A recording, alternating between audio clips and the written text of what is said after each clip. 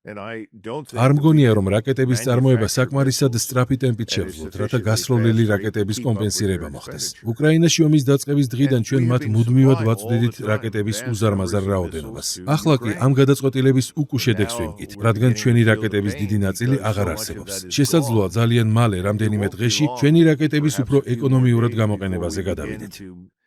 More economically expend our missiles, and that means that you can't shoot down most of what's being shot at you. მეორე მხრივ, ირანს გადარჩენის გარდა სხვა არაფერი ევალება. ირანი გადარჩება და რაც უფრო დიდხანს გაგრძელდება ომი, მით უფრო სუსტად გამოჩნდებით ჩვენ და ისრაელი და მით უფრო ძლიერად გამოჩნდება ირანი. მე ვფიქრობ, რომ ირანი გადარჩება. ვერ ვხედავ ვერანაირ მტკიცებულებას იმისა, რომ თეირანი მოულოდნელად აიღებს ტელეფონს, დაურეკავს ვაშინგტონს და შეწყალებას მოითხოვს.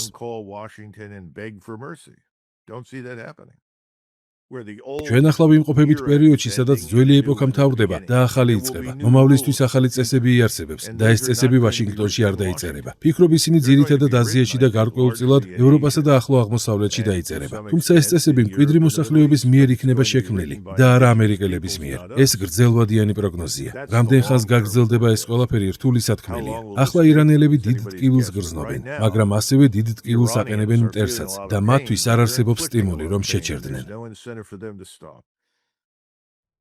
გამოიწერე და გაიგე ამბები ლიბერალური ცენზურის გარეშე.